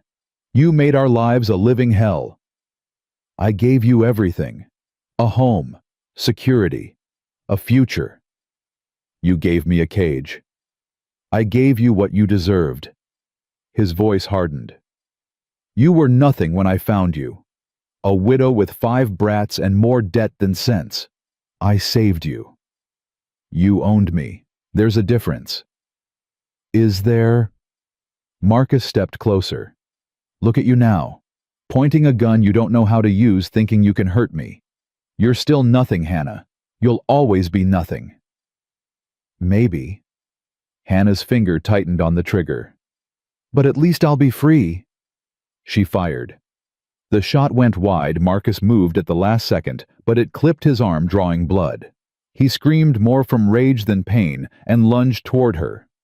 Hannah tried to fire again, but he was too close too fast. He knocked the rifle from her hands and grabbed her throat, slamming her against the wall. Stupid, he hissed. So stupid. Did you really think you could kill me? Did you really think? The back door crashed open. Caleb came through, shooting. Marcus threw Hannah aside, drawing a pistol from his belt. The 2 men fired at the same time. Caleb staggered. Blood blossomed on his shoulder. But Marcus looked down at the hole in his chest with something like surprise. No, he whispered. No, this isn't. He fell. Hannah crawled to him, not to help, but to watch. To see the life drain from the eyes of the man who'd tormented her for 3 years. You lose, she said quietly. I win. My children are free. Marcus tried to speak. Blood bubbled at his lips. Then his eyes went empty, and he was gone. Hannah turned to Caleb. He was slumped against the wall, hand pressed to his shoulder, blood seeping between his fingers. Caleb! She scrambled to his side. Oh, God. Caleb. I'm all right. His voice was weak but steady. Just a scratch. That's not a scratch. I've had worse. He reached up, touched her face with his bloody hand. You okay? You're asking me if I'm okay? You just got shot. Yeah, but you're the one who matters. Hannah wanted to laugh, wanted to cry, wanted to shake him for being so stupid and brave and wonderful. Instead, she kissed him. His blood was warm on her lips, his hand tangled in her hair. And for one perfect moment, nothing else mattered. Not the dead man on the floor, not the chaos around them, not the future that still held 1,000 uncertainties. Just them. Just this. Webb's voice broke through. We need to move. Burke's men are going to hear that gunfire. Can you walk? Hannah asked Caleb. I can do more than walk. He pushed himself upright, grimacing. Let's go home. Home. The word wrapped around Hannah's heart like a promise. They left Marcus Whitfield's body on the floor of the sheriff's office. Let someone else deal with it. Let the law sort out the aftermath. Hannah had already gotten everything she needed. The ride back to the ranch took forever, and no time at all. Caleb swayed in his saddle, blood loss making him weak, but he refused to stop. Need to see the children, he kept saying. Need to know they're safe. They're safe. Rachel's with them. Need to see. Dawn was breaking when they reached the gate. Rachel stood on the porch, Samuel beside her, the younger children visible through the window. Mama! Rachel ran to meet them. Mama, you're back. You're... She saw the blood on Hannah's hands on her clothes. What happened? It's over, baby. Hannah slid from her horse and caught her daughter in a fierce embrace. Marcus is dead. It's over. Dead? You did you. Caleb did. Hannah looked at the man she loved, pale and bleeding but alive. He saved us all. Samuel helped Caleb down from his horse. The boy's face was still bruised from Burke's blow, but his eyes shone with something that looked like hope. You killed the bad man, Samuel said. I did. Good. Samuel's jaw set. He deserved it. Maybe he did. Caleb's hand found Samuel's shoulder. But killing's never something to celebrate. Remember that. Yes, sir. They made it inside. Webb's man Carter went for the doctor while Hannah tended to Caleb's wound as best she could. It was bad, worse than he'd admitted, but the bullet had gone clean through. "Gonna have a scar," she said, wrapping the bandage. "Got plenty of those already. This one's different." "How so?" "This one you got protecting my family." Hannah tied off the bandage and looked at him. "I can't ever repay that." "Don't want repayment." Caleb caught her hand. "Want you. Want those children. Want to wake up every morning knowing I've got something worth living for." "You've got it." Hannah leaned down and kissed him softly. "You've got all of it." The children gathered around them, Rachel and Samuel Mary and David Little William climbing into Caleb's lap despite his wound. "Does this mean we can stay?" William asked. "Yeah, buddy." Caleb's arms came around the boy. "This means you can stay. Forever." Hannah looked at Caleb. He looked back at her. "Forever," they said together. And for the first time in 3 years, Hannah believed it. The doctor came and went. Caleb would live. The bullet had missed anything vital, and with rest and proper care he'd heal. But those first few days, Hannah barely left his side. "You need to sleep," Rachel told her on the second morning. "You've been up for 2 days straight." "I'm fine." "Mama, you're not fine. You're exhausted." Rachel's voice gentled. "He's not going anywhere. I'll watch him. Go rest." Hannah looked at Caleb sleeping fitfully in his bed, his face pale against the pillow. She'd almost lost him, had come within inches of watching another man she loved die. "Wake me if anything changes." "I will." She slept for 14 hours. When she woke, the house smelled like bacon and coffee, and the sound of children's laughter drifted from the kitchen. Hannah lay still for a moment, letting the sounds wash over her. Normal sounds. Safe sounds. The sounds of a family that had stopped running. "Mama's awake." William's voice. Then small feet running, and her youngest son launched himself onto the bed, his arms wrapping around her neck. "Mama, Mama, Mr. Caleb's awake too. He's eating breakfast. Rachel made biscuits, and they're not burned this time." Hannah laughed. The sound surprised her, rusty from disuse, unfamiliar in her own throat. "That's wonderful, baby. And Samuel says we can stay forever. Is that true? Are we really staying forever?" "Yes, baby." Hannah held her son close. "We're really staying forever." She found Caleb at the kitchen table, his shoulder heavily bandaged, wincing every time he moved, but stubbornly refusing help. Samuel sat beside him, cutting his meat into smaller pieces while pretending not to.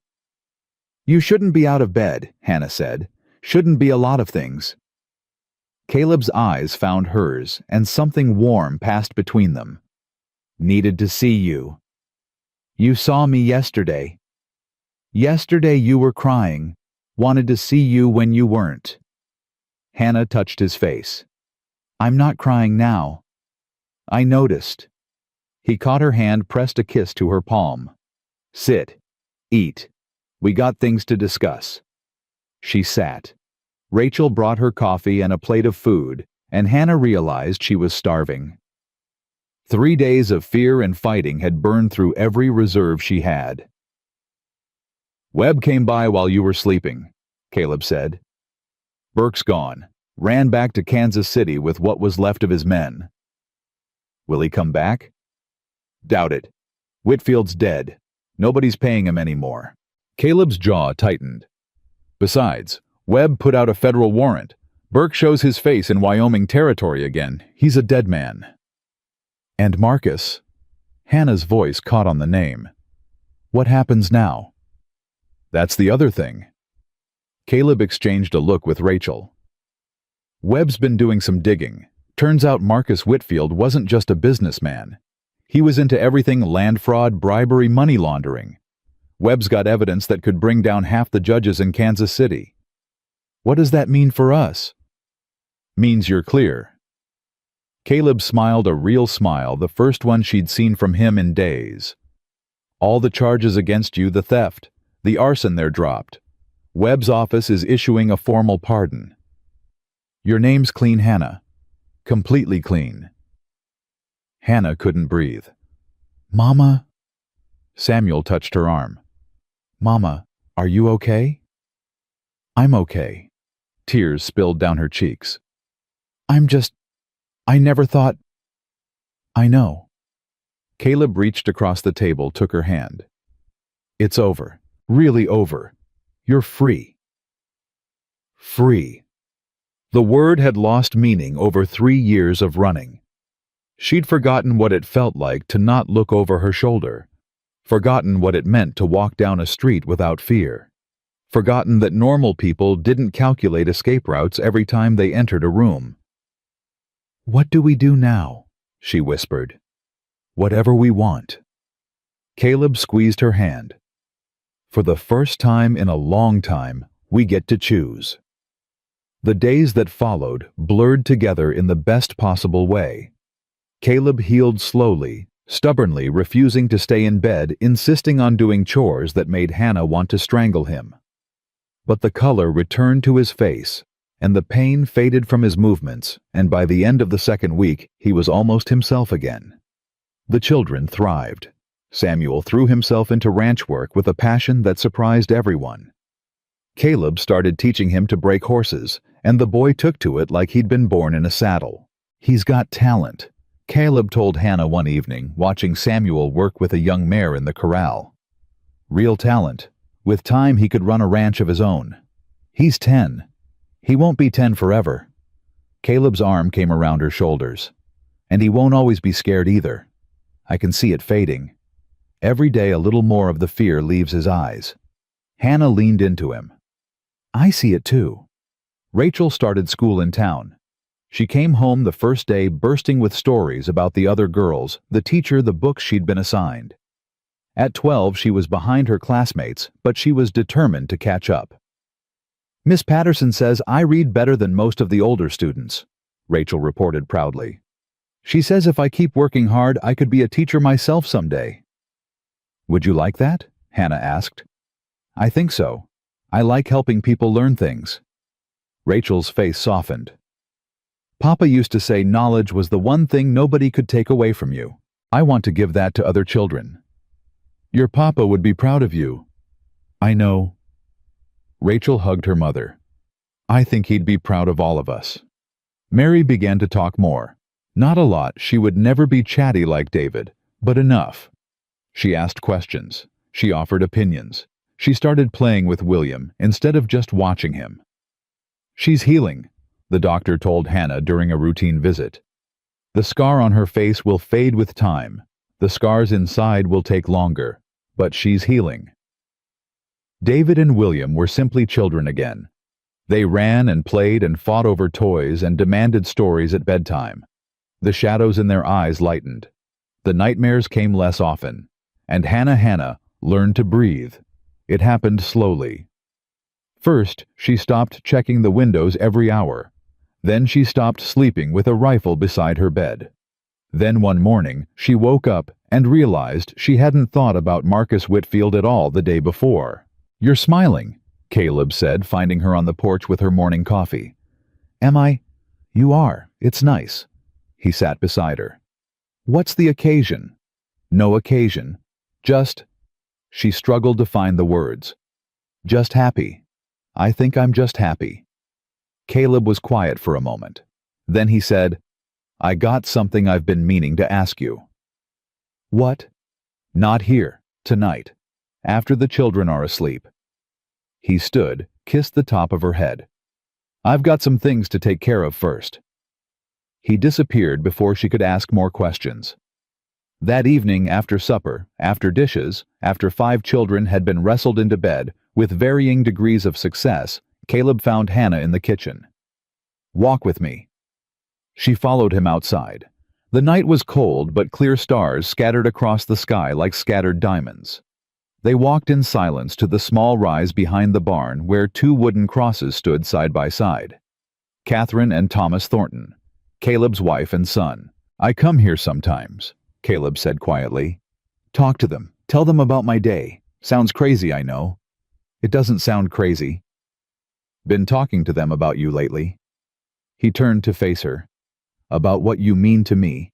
About what those children mean to me. Caleb, let me finish. He took her hands. I told you once that I wanted to marry you. Make this permanent. Asked you to wait until it was over, until we were safe. Well? A ghost of a smile crossed his face. It's over. We're safe. So I'm asking proper now. He reached into his pocket and pulled out a ring. Simple. Silver.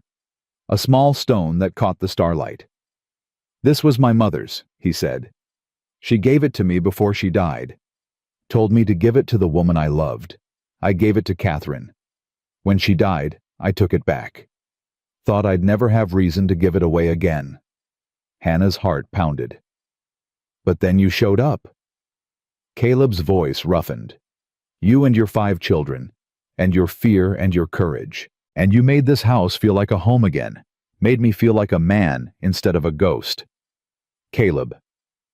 Hannah Sullivan, I love you. I love your children like they were my own.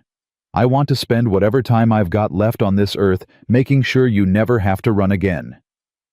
He held up the ring. Will you marry me?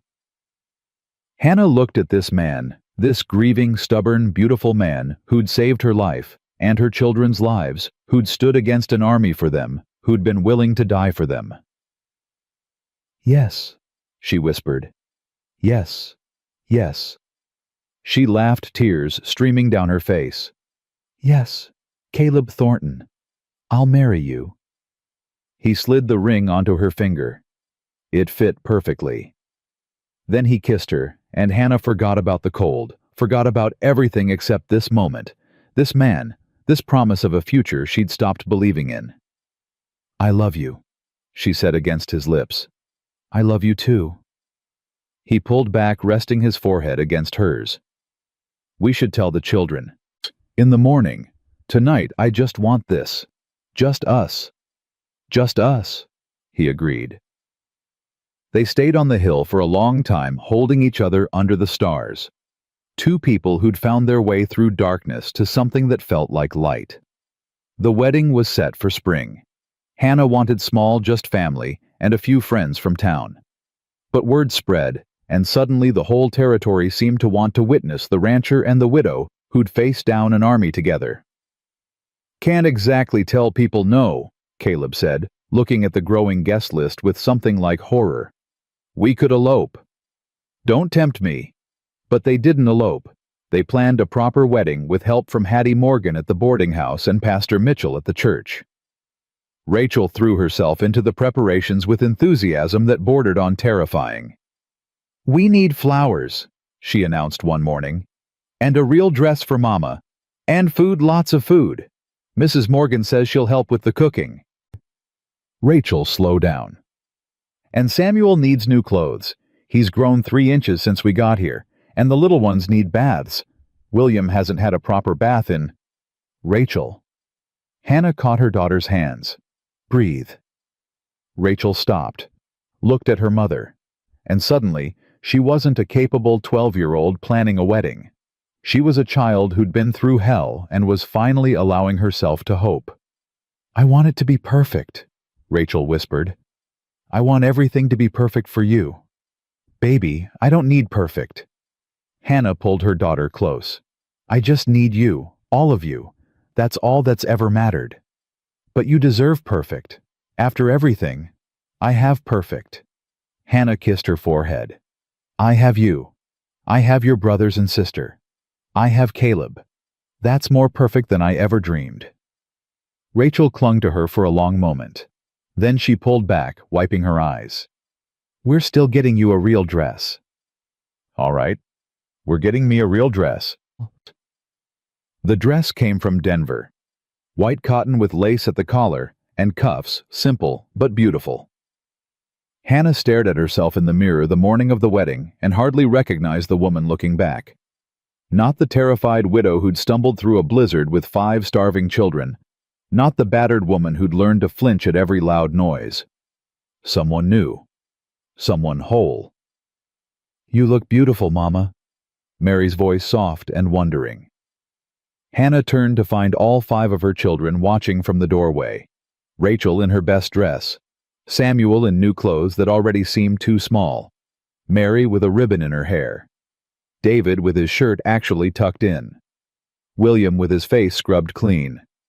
"You all look beautiful," Hannah said. "I'm not beautiful," Samuel protested. "I'm handsome." "You're something all right." Hannah laughed. "Come here, all of you." They gathered around her, and she held them close, breathing in the scent of soap and childhood and future. "I need you all to know something," she said. "Whatever happens today, whatever happens after, you are the reason I survived. You are the reason I kept fighting. Every step of those 300 miles I took for you." "We know, Mama," Rachel said. "I need to say it." Hannah's voice thickened. "Because I don't say it enough. I love you. All of you. More than I can ever put into words." "We love you too, Mama," David said. "Even when you make us eat vegetables." Hannah laughed through her tears. Even then, the church was packed. Hannah walked down the aisle on no one's arm. She'd walked through hell alone, and she could walk to her wedding the same way. But she wasn't alone. Her children walked beside her, all 5 of them forming a procession that made the congregation murmur with approval. And at the altar, Caleb waited. He wore his best suit, his hair actually combed for once, his face clean-shaven. He looked uncomfortable and impatient and absolutely perfect. "Took you long enough," he murmured as she reached him. "Had to make sure I looked pretty enough for you. Hannah, you could be wearing a flour sack, and you'd still be the most beautiful woman I've ever seen. Charmer. Just honest." Pastor Mitchell cleared his throat. "If we're quite finished." The ceremony was brief, which suited them both. Caleb had never been one for flowery words, and Hannah had heard too many lies dressed up in pretty language.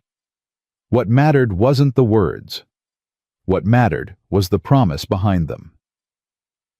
"Do you, Caleb Thornton, take this woman to be your lawful wedded wife?" "I do." "And do you, Hannah Sullivan, take this man to be your lawful wedded husband?" Hannah looked at Caleb, at his serious face, at the hope in his gray eyes. "I do." "Then by the power vested in me, I pronounce you man and wife." Pastor Mitchell smiled. "You may kiss the bride." Caleb kissed her. The congregation cheered. And Hannah felt something she hadn't felt in so long she'd almost forgotten it existed. Joy. Pure, uncomplicated joy. The celebration lasted until sunset. Food and dancing and well wishes from people Hannah barely knew, but who treated her like she'd always been part of their community. The children ran wild with other children from town, forming friendships that would last years. Even Samuel unbent enough to smile. As the day faded, Hannah found herself standing at the edge of the gathering watching her family. Rachel was dancing with a boy her age, looking embarrassed and pleased at the same time. Samuel was showing off his horse knowledge to a group of younger boys. Mary was sitting with Caleb's elderly neighbor, Mrs. Crawford, actually talking. David and William were engaged in some complicated game that seemed to involve a lot of running and shrieking. And Caleb was watching her. He crossed to where she stood, took her hand. "What are you thinking?" "I'm thinking this doesn't feel real." Hannah leaned into him. 3 months ago, I was dying in a blizzard. Now, I'm married. My children are safe. I'm happy. Terrified," she admitted. Happy and terrified at the same time. Why terrified? Because good things don't last, not for me. Every time I've let myself hope something's come along to destroy it. Caleb turned her to face him. "Look at me, Hannah." She looked. "I'm not going anywhere. Your children aren't going anywhere. This life we're building, it's real. It's lasting. I can't promise nothing bad will ever happen, but I can promise you won't face it alone." His hands cradled her face. "You're done running. You're done being afraid. From now on you stand, and I stand beside you. Promise. Till death do us part." He kissed her forehead. "And probably beyond that if I have anything to say about it." Hannah laughed. "You're ridiculous. And you love me anyway."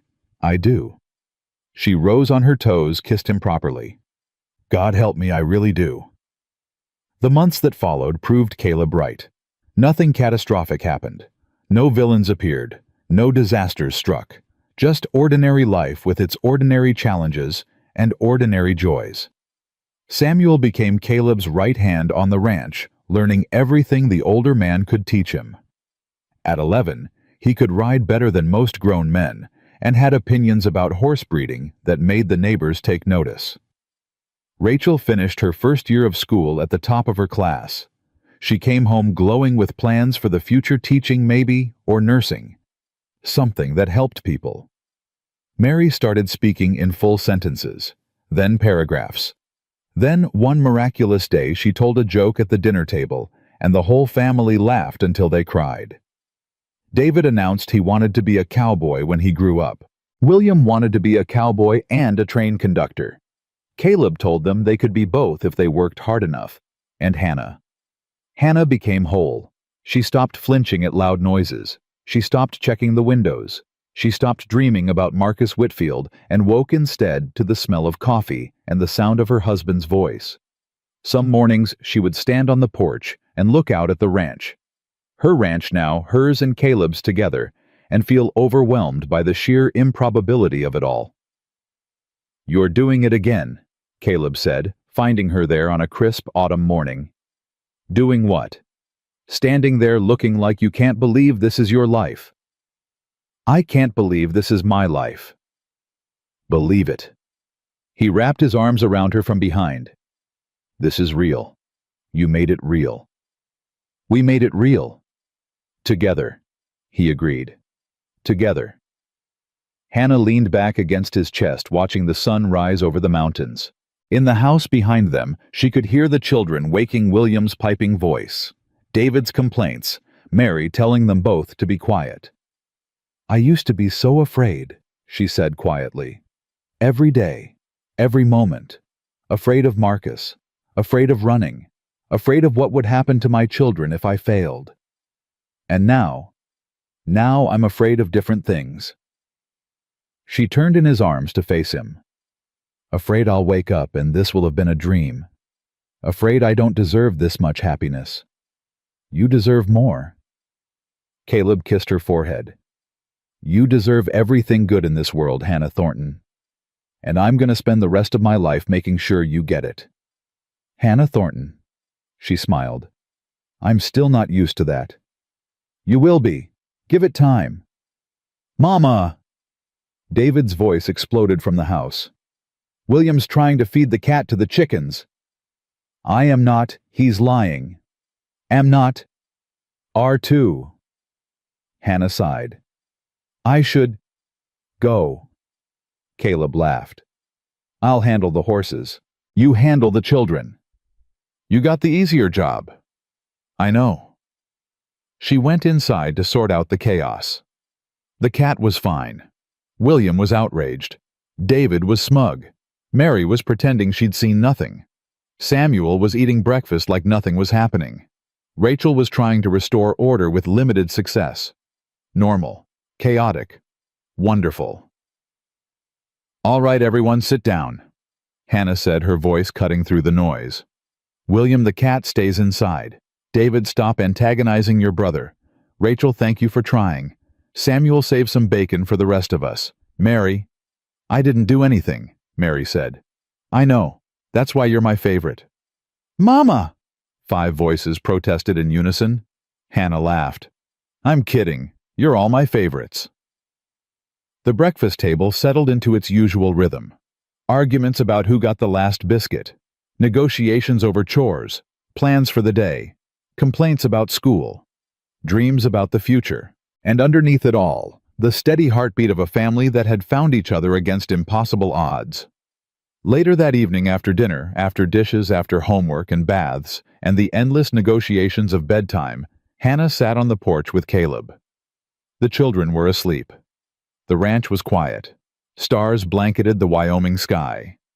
"I've been thinking," Caleb said. "About what?" "About family. About what it means."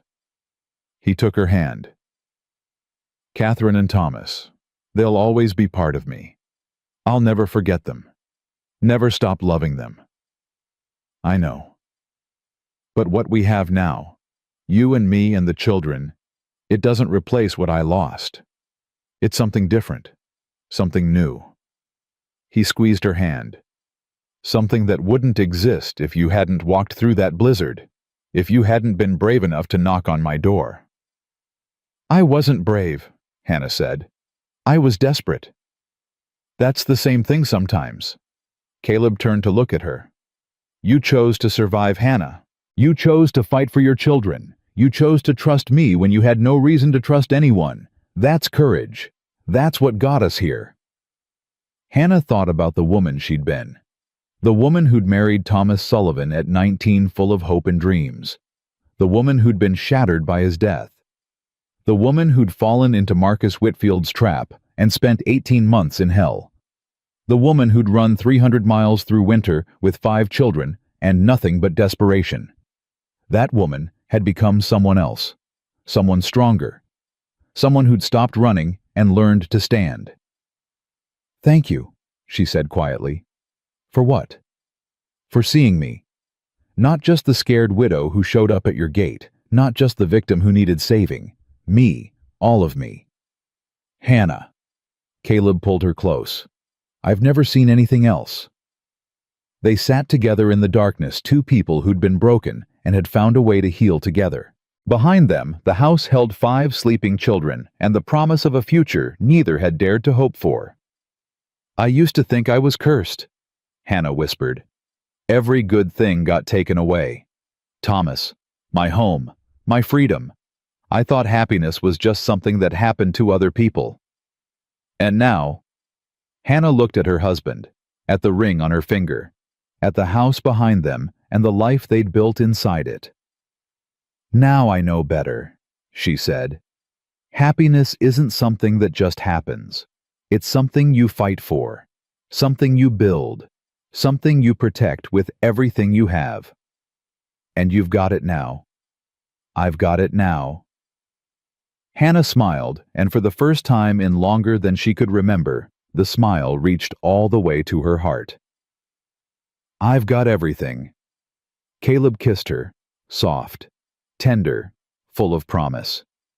And in that moment, on that porch, under those stars, Hannah Sullivan Thornton finally understood what it meant to be home. Not a place, not a building, not 4 walls and a roof.